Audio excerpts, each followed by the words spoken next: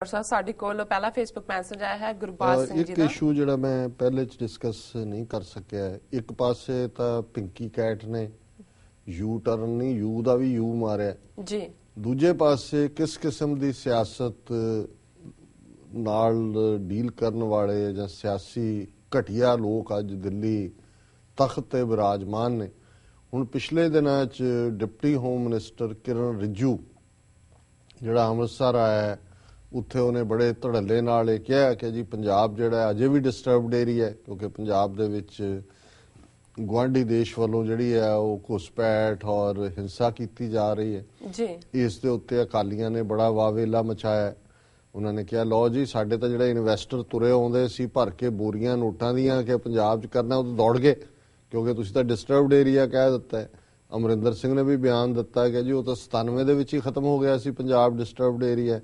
ਕਿਸੇ ਹੋਰ ਨੇ ਕਿਹਾ ਜੀ 2002 ਚ, ਕਿਉਂਕਿ ਚੰਡੀਗੜ੍ਹ ਨੂੰ ਵੀ ਉਦੋਂ ਡਿਸਟਰਬਡ ਏਰੀਆ ਐਲਾਨਿਆ ਸੀ, 2002 ਚ ਪੰਜਾਬ ਦੇ ਬੇਸ ਦੇ ਉੱਤੇ ਹੀ ਚੰਡੀਗੜ੍ਹ ਦਾ ਵੀ ਟੈਗ ਖਤਮ ਹੋਇਆ ਵੀ ਡਿਸਟਰਬਡ ਏਰੀਆ ਨਹੀਂ ਹੈ। ਔਰ ਅਕਾਲੀਆਂ ਦਾ ਇੱਕ ਡੈਲੀਗੇਸ਼ਨ ਵੀ ਜਾ ਕੇ ਰਾਜਨਾਥ ਸਿੰਘ ਨੂੰ ਮਿਲਿਆ ਕਿ ਜੀ ਦੇਖੋ ਤੁਸੀਂ, ਤੁਹਾਡਾ ਮਿਨਿਸਟਰ ਇਹ ਕਹਿ ਰਿਹਾ ਸਾਡੀ ਤਾਂ ਸਾਰੀ ਜਿਹੜੀ ਇਨਵੈਸਟਮੈਂਟ ਹੋਣੀ ਸੀ ਪੰਜਾਬ 'ਚ ਉਹ ਖਤਮ ਹੋ ਗਈ ਔਰ ਇਹਨੇ ਸਾਰਾ ਖਿਲਾਰ ਕੇ ਰੱਖ ਦਿੱਤਾ ਜੀ। ਔਰ ਹੁਣ ਤੁਸੀਂ ਝੂਠ ਦਾ ਔਰ ਕਿਸ ਕਿਸਮ ਦੇ ਲੋਕ ਜਿਹੜੇ ਨੇ ਅੱਜ ਰੂਲਰ ਨੇ, ਅੱਜ ਜਿਹੜਾ ਹੈ ਉਹ ਸਟੇਟਮੈਂਟ ਸੈਂਟਰ ਗਵਰਨਮੈਂਟ ਦੇ ਸਪੋਕਸਮੈਨ ਦੀ ਵੀ ਔਰ ਕਿਰਨ ਰਿਜੂ ਦੀ ਵੀ ਆਈ ਹੈ ਕਿ ਜੀ ਮੈਂ ਕਦੇ ਨਹੀਂ ਕਿਹਾ ਕਿ ਪੰਜਾਬ ਜਿਹੜਾ ਹੈ ਉਹ ਅਜੇ ਵੀ ਡਿਸਟਰਬਡ ਏਰੀਆ ਹੈ, ਇਹ ਤਾਂ ਮੈਨੂੰ ਮਿਸਕੋਟ ਕੀਤਾ ਗਿਆ, ਇਹ ਅਸੀਂ ਕਦੇ ਨਹੀਂ ਕਿਹਾ ਕਿ ਵੀ ਇਹ ਹੈ। ਸੋ ਪਿੰਕੀ ਕੈਟ ਵੀ ਮੁੱਕਰ ਗਿਆ ਤੇ ਕਿਰਨ ਰਿਜੂ ਵੀ ਮੁੱਕਰ ਗਿਆ। ਸੋ ਰਿਜੂ ਪਿੰਕੀ ਜ਼ਿੰਦਾਬਾਦ। ਇਹ ਭਾਰਤੀ ਲੋਕਤੰਤਰ ਦਾ ਟਰੂ ਨਕਸ਼ਾ। ਇੱਕ ਪਾਸੇ ਜਿਹੜਾ ਬੰਦਾ ਉੱਪਰ ਬੈਠਾ ਇਲੈਕਟਿਡ ਆਫੀਸ਼ੀਅਲ ਜੀ, ਮਿਨਿਸਟਰ, ਜਿਹਦੇ ਕੋਲ ਹੋਮ ਮਿਨਿਸਟਰ ਜਿਹੜਾ ਹੈ ਉਹ ਲਾ ਐਂਡ ਆਰਡਰ ਉਹਦੇ ਕੋਲ ਉਹ ਦੇਸ਼ ਦਾ। ਸੋ ਇਹ ਕਿਸ ਕਿਸਮ ਦੀਆਂ ਗੱਲਾਂ ਕਰਨ ਵਾਲੇ ਤੇ ਕਿਸ ਕਿਸਮ ਦੇ ਲੋਕਾਂ ਦੇ ਹੱਥ 'ਚ ਪੋਲੀਟੀਕਲ ਪਾਵਰ ਆਈ ਹੈ ਔਰ ਕਿਸ ਕਿਸਮ ਦਾ ਇਨਸਾਫ ਜਾਂ ਕਿਸ ਕਿਸਮ ਦਾ ਰਿਜੀਮ ਉੱਥੇ ਲੋਕ ਐਕਸਪੈਕਟ ਕਰਦੇ ਨੇ ਕਿ ਇਨ ਦਾ ਐਂਡ ਆਫ ਦਾ ਡੇ ਲੋਕਾਂ ਦੇ ਲਈ ਜੇ ਇਸ ਕਿਸਮ ਦੇ ਸਿਸਟਮ ਨੂੰ ਖਤਮ ਨਹੀਂ ਕੀਤਾ ਜਾਂਦਾ ਔਰ ਇੱਕ ਨਵਾਂ ਨਰੋਆ ਸਿਸਟਮ ਜਿਹੜਾ ਕਿ ਅੱਡ-ਅੱਡ ਸੋਵਰਨਿਟੀ ਦੇ ਰੂਪ 'ਚ, ਕੌਮੀਅਤਾਂ ਦੇ ਰੂਪ 'ਚ ਉੱਥੇ ਕੋਈ ਲੋਕਾਂ ਦੇ ਲਈ ਹੋਪ ਬਣ ਸਕੇ ਤੇ ਇਹੋ ਜਿਹੀ ਥਰਡ ਰੇਟ ਲੋਕ ਜਿਹੜੇ ਨੇ ਉੱਤੇ ਗਵਰਨ ਕਰਨਗੇ ਤੇ ਇਹਨਾਂ ਥਰਡ ਰੇਟ ਲੋਕਾਂ ਦੀਆਂ ਪਿੰਕੀ ਵਰਗੀਆਂ ਕੈਟਾਂ ਜਿਹੜੀਆਂ ਨੇ ਉਹ ਇਵੇਂ ਹੀ ਬੇਗੁਨਾਹ ਨੌਜਵਾਨਾਂ ਨੂੰ ਮਾਰਦੀਆਂ ਵੀ ਰਹਿਣਗੀਆਂ, ਨੌਜਵਾਨ ਮਾਰਨ ਦੇ ਵੀ ਪੈਸੇ ਵਟਣਗੀਆਂ, ਫਿਰ ਇੱਕ ਝੂਠ ਬੋਲ ਕੇ ਉਹਦੇ ਪੈਸੇ ਵਟਣਗੀਆਂ, ਫਿਰ ਉਸ ਝੂਠ ਤੋਂ ਅਗਲਾ ਝੂਠ ਕਰਨ ਲਈ ਫਿਰ ਉਹਨਾਂ ਤੋਂ ਵੀ ਪੈਸੇ ਲੈ ਕੇ ਵਟਣਗੀਆਂ।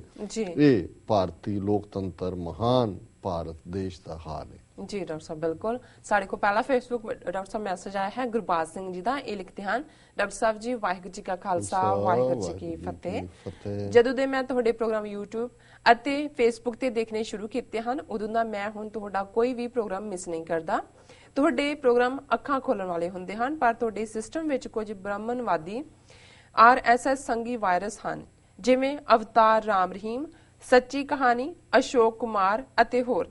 ਅਸੀਂ ਇਹਨਾਂ ਨਾਲ ਨਜਿੱਠਦੇ ਹਾਂ, ਫਿਰ ਇਵੇਂ ਲੱਗਦਾ ਹੈ ਕਿ ਇਹ ਢਿੱਲੇ ਪੈ ਕੇ ਸਹਾਰਾ ਜਿਹਾ ਲੱਭਦੇ ਹਨ। ਅਸੀਂ ਆਪਣੀਆਂ ਅੱਖਾਂ ਖੁੱਲੀਆਂ ਰੱਖਦੇ ਹਾਂ। ਸੱਚੋ ਸੱਚ ਪ੍ਰੋਗਰਾਮ ਲਈ ਤੁਹਾਡਾ ਬਹੁਤ ਬਹੁਤ ਧੰਨਵਾਦ।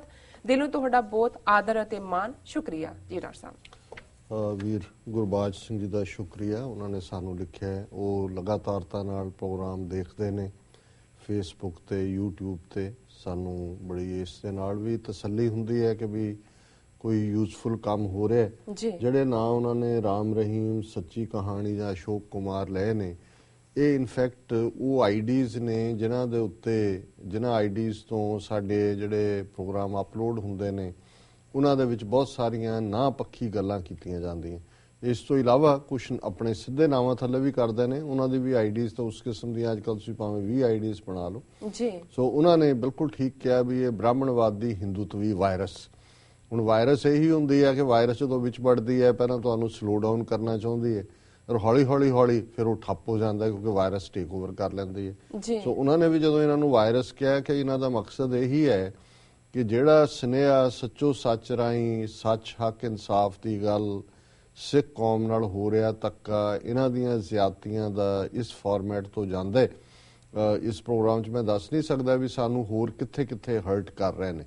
ਔਰ ਕਿਸ ਤਰੀਕੇ ਨਾਲ ਜਿਹੜੀ ਸਾਡੀ TV 84 ਦੀ ਅੱਗੇ ਵਧਣ ਦੀ ਗੱਲ ਹੈ ਡਿਫਰੈਂਟ ਹੋਰ ਥਾਵਾਂ ਦੇ ਉੱਤੇ, ਉਹਨੂੰ ਕਿਵੇਂ ਇਹਨਾਂ ਦੇ ਹੀ ਹੋਰ ਖੜੇ ਕੀਤੇ ਹੋਏ ਲੋਕ ਭਾਵੇਂ ਉਹ ਕਿਸੇ ਫਾਰਮੈਟ ਤੇ ਹੋਣ ਉਹ ਬਲੌਕ ਕਰਨ ਦੀ ਕੋਸ਼ਿਸ਼ ਕਰ ਰਹੇ ਨੇ ਹਰ ਥਾਂ ਤੋਂ ਜੀ, ਔਰ ਕਿਵੇਂ ਸਾਡੇ ਇਹਨਾਂ ਪ੍ਰੋਗਰਾਮਾਂ ਬਾਰੇ ਜਾਂ ਸਾਡੇ ਇਸ ਚੈਨਲ ਬਾਰੇ ਮਿਸ ਇਨਫੋਰਮੇਸ਼ਨ ਜਿਹੜੀ ਹੈ ਇਸ ਕਿਸਮ ਦੀਆਂ ਰੋਂਗ ਆਈਡੀਜ਼ ਤੋਂ ਹੀ ਉਹ ਡਿਫਰੈਂਟ ਥਾਵਾਂ ਤੇ ਪਹੁੰਚਾ ਰਹੇ ਨੇ। ਪਰ ਕੋਈ ਨਹੀਂ, ਸਾਨੂੰ ਜਿਹੜਾ ਗੁਰੂ ਦੇ ਉੱਤੇ ਭਰੋਸਾ ਹੈ ਔਰ ਮੈਂ ਹਮੇਸ਼ਾ ਹੀ ਇਹ ਕਹਿੰਦਾ ਕਿ ਸੱਚ ਦਾ ਆਪਣਾ ਭਾਰ ਬੜਾ ਹੁੰਦਾ ਜੀ, ਔਰ ਇਹਦੇ 'ਚ ਕੋਈ ਸ਼ੱਕ ਨਹੀਂ ਹੈ ਕਿ ਵੀ ਇਹ ਨਾ ਸਾਡੇ ਇਰਾਦੇ ਨੂੰ ਡੁਲਾ ਸਕਦੇ ਨੇ, ਨਾ ਸਾਨੂੰ ਇਹ ਬੇਮਨ ਕਰ ਸਕਦੇ ਨੇ, ਨਾ ਇਹ ਸਾਡਾ ਜਿਹੜਾ ਰਿਜ਼ੋਲਵ ਹੈ ਉਹਨੂੰ ਕਮਜ਼ੋਰ ਕਰ ਸਕਦੇ ਨੇ। ਸਿਰਫ ਇੱਕੋ ਇੱਕ ਫੀਅਰ ਹੀ ਮੈਨੂੰ ਹੈ ਕਿ ਵੀ ਜਿਸ ਕਿਸਮ ਦਾ ਇੰਨਾ ਵੱਡੇ ਬਜਟ ਵਾਲਾ ਇਹ ਸਾਰਾ ਪਾਰਟ ਹੈ, ਜੇ ਸਾਡੀ ਮਦਦ ਪੰਥ ਪ੍ਰਸਤ ਵੀਰਾਂ ਭੈਣਾਂ ਵੱਲੋਂ ਆਰਥਿਕ ਤੌਰ ਤੇ ਖੁੱਲੇ ਦਿਲ ਨਾਲ ਨਹੀਂ ਹੋਏਗੀ ਤੇ ਜੇ ਆਰਥਿਕ ਤੌਰ ਤੇ ਅਸੀਂ ਬੈਠ ਜਾਈਏ, ਇਹਨੂੰ ਅੱਗੇ ਨਾ ਤੋਰ ਸਕੀਏ, ਇਹਨੂੰ ਇੱਕ ਤੁਸੀਂ ਟ੍ਰੈਜਡੀ ਕਹਿ ਲਓ ਜਾਂ ਫਿਰ ਕੌਮ ਦਾ ਗਾਫਲ ਹੋਣਾ ਕਹਿ ਲਓ ਜਾਂ ਕੋਈ ਹੋਰ ਸ਼ਬਦ ਕਹਿ ਲਓ, ਇਹ ਤਾਂ ਸੰਭਵ ਹੋ ਸਕਦਾ ਹੈ ਜੇ ਇਸ ਪਾਰਟ ਤੋਂ, ਪਰ ਅਦਰਵਾਈਜ਼ ਇਹ ਵਾਇਰਸ ਜਿਹੜੀ ਹੈ ਸਾਡਾ ਕੁਝ ਨਹੀਂ ਵਿਗਾੜ ਸਕਦੀ। ਗੁਰੂ ਨੇ ਸਾਨੂੰ ਫੌਲਾਦੀ ਰਿਜ਼ੋਲਵ ਦਿੱਤਾ ਔਰ ਜਿੱਥੇ ਸਾਡੇ ਵੀਰ ਗੁਰਬਾਜ ਸਿੰਘ ਵਰਗੇ ਵੀਰ ਔਰ ਭੈਣਾਂ ਚਾਰ ਚਫੇਰਿਓਂ ਜਿਹੜੇ ਸਾਨੂੰ ਲਿਖਦੇ ਨੇ, 1 to 1 ਵੀ ਸੰਪਰਕ 'ਚ ਹੁੰਦੇ ਨੇ ਤੇ ਸਾਡੇ ਲਈ ਉਹ ਇੱਕ ਐਡਰਨਲਿਨ ਦੀ ਤਰ੍ਹਾਂ ਜਿਹੜਾ ਸਾਨੂੰ ਤੁਰਦਾ ਵੀ ਰੱਖਦਾ ਹੈ। ਸੋ ਇਹਨਾਂ ਦਾ ਬਹੁਤ ਬਹੁਤ ਸ਼ੁਕਰੀਆ ਜੀ। ਡਾਕਟਰ ਸਾਹਿਬ, ਸਾਡੇ ਕੋਲ ਅਗਲੀ ਈਮੇਲ ਆਈ ਹੈ ਵੀਰ ਮੇਘਰਾ ਸਿੰਘ ਜੀ ਦੀ। ਇਹ ਲਿਖਦੇ ਹਨ, ਸਤਿਕਾਰਯੋਗ ਡਾਕਟਰ ਅਮਰਜੀਤ ਸਿੰਘ ਜੀ ਅਤੇ TV 84 ਦੀ ਸਾਰੀ ਟੀਮ ਨੂੰ ਵਾਹਿਗੁਰੂ ਜੀ ਕਾ ਖਾਲਸਾ ਵਾਹਿਗੁਰੂ ਜੀ ਕੀ ਫਤਿਹ। ਡਾਕਟਰ ਸਾਹਿਬ ਜੀ, ਆਪ ਜਾਣਦੇ ਹੀ ਹੋ ਕਿ ਪਿਛਲੇ ਕੁਝ ਦਿਨ ਪਹਿਲਾਂ ਇੱਕ ਸਰਬੱਤ ਖਾਲਸਾ ਅਤੇ ਸਿੱਖ ਪ੍ਰਭੂ ਸੱਤਾ ਸੈਮੀਨਾਰ ਹੋਇਆ ਸੀ, ਜਿਸ ਵਿੱਚ ਡਾਕਟਰ ਇੰਦਰਾ ਪ੍ਰਸਤ ਜੀ ਨੇ ਬੜੀ ਹੀ ਮਜ਼ਬੂਤੀ ਨਾਲ ਇੰਡੀਆ ਦੇ ਕਾਨੂੰਨ ਦੀਆਂ ਧੱਜੀਆਂ ਉਡਾਈਆਂ। ਕਿਵੇਂ ਇੰਡੀਆ ਦਾ ਕਾਨੂੰਨ ਸਿੱਖਾਂ ਨਾਲ ਅਤੇ ਮੁਸਲਮਾਨਾਂ ਨਾਲ, ਈਸਾਈਆਂ ਨਾਲ ਅਤੇ ਦਲਿਤਾਂ ਨਾਲ ਦਗਾ ਕਰਦਾ ਹੈ। ਡਾਕਟਰ ਸਾਹਿਬ ਜੀ, ਇਸ ਭੈਣ ਜੀ ਦੀ 45 ਮਿੰਟ ਦੀ ਵੀਡੀਓ ਮੈਂ ਸੁਣੀ, ਜਿਸ ਵਿੱਚ ਪੂਰੀ ਗੱਲ ਤਾਂ ਮੈਨੂੰ ਸਮਝ ਨਹੀਂ ਆਈ, ਪਰ ਜਿੰਨੀ ਵੀ ਸਮਝ ਆਈ ਉਨੀ ਹੀ ਆਪ ਜੀ ਦੇ ਨਾਲ ਸਾਂਝੀ ਕਰ ਰਿਹਾ ਹਾਂ ਜੀ। ਜਿਵੇਂ ਡਾਕਟਰ ਇੰਦਰਾ ਜੀ ਕਹਿ ਰਹੀ ਸੀ ਕਿ ਇੰਡੀਆ ਦਾ ਕਾਨੂੰਨ ਸਿੱਖਾਂ ਨੂੰ ਆਤੰਕਵਾਦੀ ਉਲਗਾਵਾਦੀ ਕਹਿ ਕੇ ਬਦਨਾਮ ਕਰਦਾ ਹੈ, ਉਸ ਦਾ ਖੁਲਾਸਾ ਕੀਤਾ। ਇਸ ਭੈਣ ਜੀ ਨੇ ਆਲ ਇੰਡੀਆ ਦੀ 1970 ਤੋਂ ਲੈ ਕੇ 2004 ਤੱਕ ਦੀ ਸਮਾਰਟ ਰਿਪੋਰਟ ਪੇਸ਼ ਕੀਤੀ ਹੈ, ਜਿਸ ਵਿੱਚ ਪੂਰੇ ਵਰਲਡ ਦੇ ਅੰਦਰ 11,000 ਆਤੰਕਵਾਦੀ ਹਮਲੇ ਪਲਾਨ ਹੋਏ ਨੇ, ਜਿਨ੍ਹਾਂ ਵਿੱਚੋਂ 56 ਆਤੰਕਵਾਦੀ ਪਲਾਨ ਭਾਰਤ ਸਰਕਾਰ ਦੀ ਖੁਫੀਆ ਏਜੰਸੀਆਂ ਵੱਲੋਂ ਕੋਈ ਇੱਕ ਵੀ ਆਤੰਕਵਾਦੀ ਹਮਲੇ ਦਾ ਪਲਾਨ ਨਹੀਂ ਕੀਤਾ ਗਿਆ। ਅਤੇ ਭੈਣ ਜੀ ਨੇ ਇਹ ਕਿਹਾ ਕਿ KPS ਗਿੱਲ ਨੇ 55 ਕਤਲ ਕੀਤੇ ਨੇ ਅਤੇ ਭੈਣ ਜੀ ਨੇ ਆਰਟੀਕਲ 25B ਦਾ ਵੀ ਜ਼ਿਕਰ ਕੀਤਾ। ਕਿਹਾ ਹੈ ਕਿ ਜੇ ਕੱਲ ਨੂੰ ਭਾਰਤ ਸਰਕਾਰ ਆਰਟੀਕਲ 25B ਨੂੰ ਖਤਮ ਕਰਕੇ ਸਿੱਖਾਂ ਨੂੰ ਸਿੱਖ ਹੋਣ ਦਾ ਹੱਕ ਦੇ ਦਿੰਦੀ ਹੈ ਤਾਂ ਇਸ ਦੇ ਨਾਲ ਸਿੱਖਾਂ ਦੀਆਂ ਪ੍ਰੋਬਲਮਸ ਖਤਮ ਨਹੀਂ ਹੋਣਗੀਆਂ। ਇਸ ਕਰਕੇ ਇਕਜੁੱਟ ਹੋ ਕੇ ਖਾਲਿਸਤਾਨ ਵੱਲ ਵਧਣ ਦੀ ਲੋੜ ਹੈ। ਡਾਕਟਰ ਸਾਹਿਬ ਜੀ, ਕਈ ਸਾਡੇ ਸਿੱਖ ਵੀਰ ਭੈਣ ਅਤੇ ਹਿੰਦੂ ਵੀਰ ਭੈਣ ਖਾਲਿਸਤਾਨ ਬਾਰੇ ਗੱਲ ਸੁਣਨ ਜਾਂ ਗੱਲ ਕਰਨ ਤੋਂ ਬਹੁਤ ਘਬਰਾਉਂਦੇ ਨੇ ਅਤੇ ਜਿਹੜੇ ਸਾਡੇ ਸਤਿਕਾਰਯੋਗ ਵੀਰ ਭੈਣ ਖਾਲਿਸਤਾਨ ਦੀ ਗੱਲ ਕਰਦੇ ਨੇ ਉਹਨਾਂ ਦੀ ਇਹ ਲੱਤਾਂ ਖਿੱਚਦੇ ਨੇ ਜਾਂ ਬਹੁਤ ਜ਼ਿਆਦਾ ਬੁਰਾ ਭਲਾ ਬੋਲਦੇ ਨੇ। ਡਾਕਟਰ ਸਾਹਿਬ ਜੀ, ਅਸੀਂ ਆਪਣੇ ਇਹਨਾਂ ਵੀਰ ਭੈਣਾਂ ਨੂੰ ਬੇਨਤੀ ਕਰਾਂਗੇ ਕਿ ਉਹ ਵੀਰ ਭੈਣ ਇਹਨਾਂ ਸਤਿਕਾਰਯੋਗ ਵੀਰ ਭੈਣ ਨਾ ਖਾਲਿਸਤਾਨ ਬਾਰੇ ਕੀ ਸੋਚ ਰੱਖਦੇ ਨੇ ਅਤੇ ਖਾਲਿਸਤਾਨ ਦੀ ਹੋਂਦ ਸਿੱਖਾਂ ਦੇ ਲਈ ਅਤੇ 85% ਹਿੰਦੂਆਂ ਲਈ ਅਤੇ ਸਰਬੱਤ ਦੇ ਭਲੇ ਲਈ ਕਿੰਨਾ ਇੰਪੋਰਟੈਂਟ ਹੈ। ਇਸ ਕਰਕੇ ਅਸੀਂ ਸਾਰੇ ਵੀਰ ਭੈਣਾਂ ਦੇ ਵਿਚਾਰ ਜ਼ਰੂਰ ਸੁਣ ਲੈਣ, ਜਿਹੜੇ ਜਿਨ੍ਹਾਂ ਦੇ ਨਾਮ ਇਸ ਪ੍ਰਕਾਰ ਹਨ। ਪਹਿਲਾ ਡਾਕਟਰ ਇੰਦਰਾ ਪ੍ਰਸਤ, ਦੂਸਰਾ ਡਾਕਟਰ ਇਤਿਕਾਰ ਚੀਮਾ ਜੀ, ਤੀਸਰਾ ਪਾਜੀ ਰਿਆਜ ਘੁੰਮਣ ਜੀ, ਚੌਥਾ ਡਾਕਟਰ ਧਰਮਵੀਰ ਗਾਂਧੀ ਜੀ। ਡਾਕਟਰ ਸਾਹਿਬ ਜੀ, ਅਸੀਂ ਇਹਨਾਂ ਤਿੰਨਾਂ ਵੀਰਾਂ ਦਾ ਅਤੇ ਭੈਣ ਜੀ ਇੰਦਰਾ ਪ੍ਰਸਤ ਜੀ ਦਾ ਧੰਨਵਾਦ ਕਰਦੇ ਹਾਂ, ਜੋ ਕਿ ਸੱਚ ਹੱਕ ਦੇ ਲਈ ਬੇਖੌਫ ਹੋ ਕੇ ਆਵਾਜ਼ ਉਠਾ ਰਹੇ ਹਨ ਅਤੇ ਅਸੀਂ ਅੱਗੇ ਵੀ 101% ਉਮੀਦ ਕਰਦੇ ਹਾਂ ਕਿ ਇਸ ਦੇ ਤਰ੍ਹਾਂ ਸੱਚ ਹੱਕ ਦੇ ਲਈ ਬੇਖੌਫ ਹੋ ਕੇ ਆਵਾਜ਼ ਨੂੰ ਬੁਲੰਦ ਕਰਦੇ ਰਹਾਂਗੇ। ਖਾਲਿਸਤਾਨ ਜ਼ਿੰਦਾਬਾਦ ਜੀ। ਡਾਕਟਰ ਸਾਹਿਬ ਜ਼ਿੰਦਾਬਾਦ ਜ਼ਿੰਦਾਬਾਦ। ਵੀਰ ਮੇਘਰਾਜ ਸਿੰਘ ਜੀ ਦਾ ਬਹੁਤ ਬਹੁਤ ਸ਼ੁਕਰੀਆ, ਉਹਨਾਂ ਨੇ ਸਾਨੂੰ ਲਿਖਿਆ, ਉਹ ਕਾਲ ਵੀ ਕਰਦੇ ਰਹਿੰਦੇ ਨੇ, ਸਾਨੂੰ ਮਿਲ ਕੇ ਵੀ ਗਏ। ਸਗੋਂ ਮੈਨੂੰ ਉਹ ਕਹਿ ਰਹੇ ਸੀ, ਕਹਿਣ ਲੱਗੇ ਜੀ ਜਦੋਂ ਤੁਸੀਂ ਸ਼ੀਸ਼ੇ 'ਚ ਆਪਣਾ ਦੇਖਦੇ ਹੋਵੋਗੇ ਤੁਹਾਨੂੰ ਲੱਗਦਾ ਹੋਣਾ ਵੀ ਇੱਕ ਪਰਸਨੈਲਿਟੀ ਇਹ ਨੇ ਇੱਕ ਉੱਥੇ। ਮੈਂ ਕਿਹਾ ਜੀ ਇਹ ਕਿਉਂ? ਕਹਿੰਦੇ ਜੀ ਜਦੋਂ ਤੁਹਾਨੂੰ ਅਸੀਂ ਮਿਲੇ ਤੇ ਤੁਹਾਡਾ ਇੱਕ ਡਿਫਰੈਂਟ ਪ੍ਰਭਾਵ ਹੈ, ਤੇ ਜਦੋਂ ਰੋਜ਼ ਦੇਖਦੇ ਆ ਤਾਂ ਫਿਰ ਡਿਫਰੈਂਟ ਹੈ। ਮੈਂ ਕਿਹਾ ਜੀ ਕੀ ਡਿਫਰੈਂਟ ਹੈ? ਕਹਿੰਦੇ ਜੀ ਤੁਸੀਂ ਟੀਵੀ ਤੇ ਤਾਂ ਇਸ ਤਰ੍ਹਾਂ ਬਹੁਤ ਬ੍ਰਹਮ ਗਿਆਨੀ ਵਾਲਾ ਰੂਪ ਲੱਗਦਾ। ਮੈਂ ਕਿਹਾ ਜੀ ਇਹ ਕਿਹੜਾ ਹੋਵੇ? ਕਹਿੰਦੇ ਵੈਸੇ ਤੁਸੀਂ ਬੜੇ ਯੰਗ ਹੋ। ਮੈਂ ਕਿਹਾ ਜੀ ਉੱਥੇ ਤੁਸੀਂ ਹੁਣ ਸਾਨੂੰ ਬੁੱਢੇ ਸਮਝਦੇ ਹੋ, ਬ੍ਰਹਮ ਗਿਆਨੀ ਬੁੱਢੇ ਹੁੰਦੇ ਨੇ। ਚਲੋ ਲਾਈਟਰ ਵੇਨ ਚਾਹੀ, ਕਿਉਂਕਿ ਕੱਲ ਕੇ ਪਰਸੋਂ ਹੀ ਉਹਨਾਂ ਦਾ ਸੀ। ਸੋ ਇਹ ਸਾਡੇ ਨਾਲ ਬਹੁਤ ਸਨੇਹ ਕਰਦੇ ਨੇ, ਪਿਆਰ ਕਰਦੇ ਨੇ। ਔਰ ਕਾਜ਼ ਜਿਹੜਾ ਹੈ ਉਹ ਮੁੱਢਲੇ ਤੌਰ ਦੇ ਉੱਤੇ ਪੰਥ ਦੇ ਨਾਲ ਪਿਆਰ ਕਰਕੇ, ਕਿਉਂਕਿ ਅਸੀਂ ਇਹ ਸਮਝਦੇ ਹਾਂ ਵੀ ਜਦੋਂ ਜੋ ਦਿਸੈ ਗੁਰਸਿੱਖੜਾ ਤੇ ਨਿਮ ਲਾਗਾਂ ਪਾਏ ਜੀਓ, ਇਹ ਅਧਿਆਤਮ ਦੀ ਦੁਨੀਆ 'ਚ ਸੀ। ਲੇਕਿਨ ਜਦੋਂ ਅਸੀਂ ਦੇਖਦੇ ਹਾਂ ਕਿ ਗੁਰਸਿੱਖਾਂ ਇੱਕੋ ਪਿਆਰ ਹਰ ਮਿੱਤਾਂ ਪੁੱਤਾਂ ਭਾਈਆਂ, ਜਦੋਂ ਗੁਰਸਿੱਖਾਂ ਦਾ ਜਿਹੜੇ ਇੱਕੋ ਰਸਤੇ ਦੇ ਪਾਂਧੀ ਨੇ ਉਹ ਮਿੱਤਰਾਂ ਵਾਂਗ ਪੁੱਤਰ ਭਰਾ ਕੋਈ ਫਰਕ ਨਹੀਂ ਹੁੰਦਾ, ਉਹ ਇੱਕ ਆਪਣੀ ਪਿਆਰ ਦੀ ਖਿੱਚ ਹੁੰਦੀ ਹੈ। ਔਰ ਮੈਂ ਇਹ ਮਹਿਸੂਸ ਕੀਤਾ ਇਹਨਾਂ 25-30 ਸਾਲਾਂ 'ਚ ਪੰਥਕ ਜ਼ਿੰਦਗੀ 'ਚ ਕਿ ਕਿਸ ਕਿਸਮ ਦਾ ਅਨਮੋਲ ਪਿਆਰ ਮੈਨੂੰ ਮਿਲਿਆ, ਜਿਹੜਾ ਸ਼ਾਇਦ ਜਦੋਂ ਅਸੀਂ ਗ੍ਰਸਤ ਜੀਵਨ ਦੇ ਵਿੱਚ ਆਪਣੇ ਪੁੱਤਰ ਧੀਆਂ ਰਿਸ਼ਤੇਦਾਰੀਆਂ 'ਚ ਵਰਤਦੇ ਹਾਂ, ਜਿਹੜਾ ਇੱਕ ਹਿੱਸਾ ਹੁੰਦਾ ਹੈ ਜੀਵਨ ਦੀਆਂ ਰਿਸਪੌਂਸਿਬਿਲਿਟੀਜ਼ ਦਾ, ਉਹਨਾਂ 'ਚ ਵੀ ਕਿਸੇ ਨਾ ਕਿਸੇ ਬੱਚੇ ਦਾ ਬੱਚੀ ਦਾ ਤੁਹਾਡੇ ਨਾਲ ਵਿਸ਼ੇਸ਼ ਸਨੇਹ ਹੁੰਦਾ।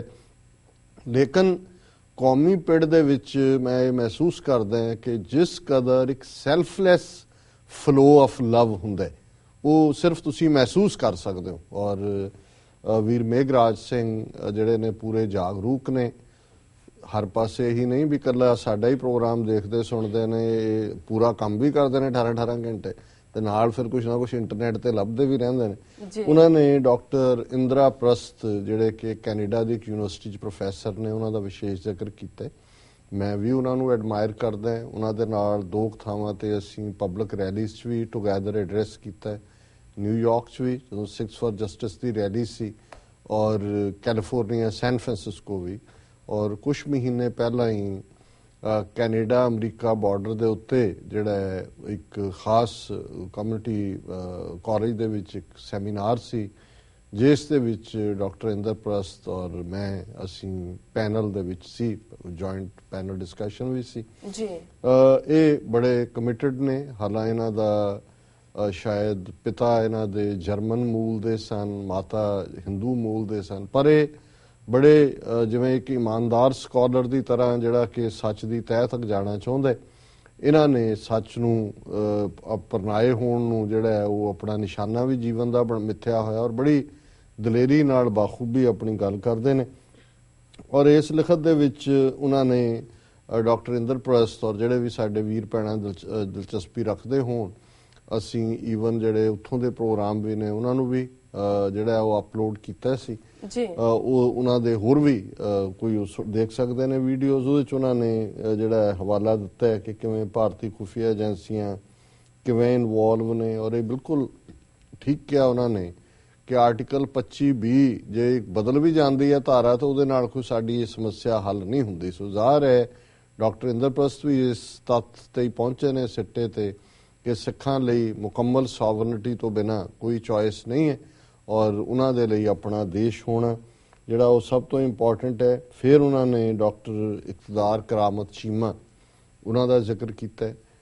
ਡਾਕਟਰ ਚੀਮਾ ਵੀ ਜਿਹੜਾ ਸੈਮੀਨਾਰ ਸ਼੍ਰੋਮਣੀ ਅਕਾਲੀ ਦਲ ਅੰਮ੍ਰਿਤਸਰ ਵੱਲੋਂ ਟੋਰਾਂਟੋ ਦੇ ਵਿੱਚ ਔਰ ਮੌਂਟਰੀਆਲ 'ਚ ਸੈਚਰਡੇ ਜਿਹੜਾ ਮੌਂਟਰੀਆਲ ਹੈ, ਸੰਡੇ ਟੋਰਾਂਟੋ ਹੈ, ਉਹਦੇ 'ਚ ਡਾਕਟਰ ਚੀਮਾ ਜਿਹੜੇ TV 84 ਦੇ ਉੱਤੇ ਵੀ ਆਉਂਦੇ ਨੇ, TV 84 ਨਿਊਜ਼ 'ਚ ਇੱਥੇ ਵੀ ਸਾਡੇ ਸਟੂਡੀਓ ਵੀ ਆਏ ਜੀ, ਸਪੈਸ਼ਲ ਇੰਟਰਵਿਊ ਵੀ ਸੀ।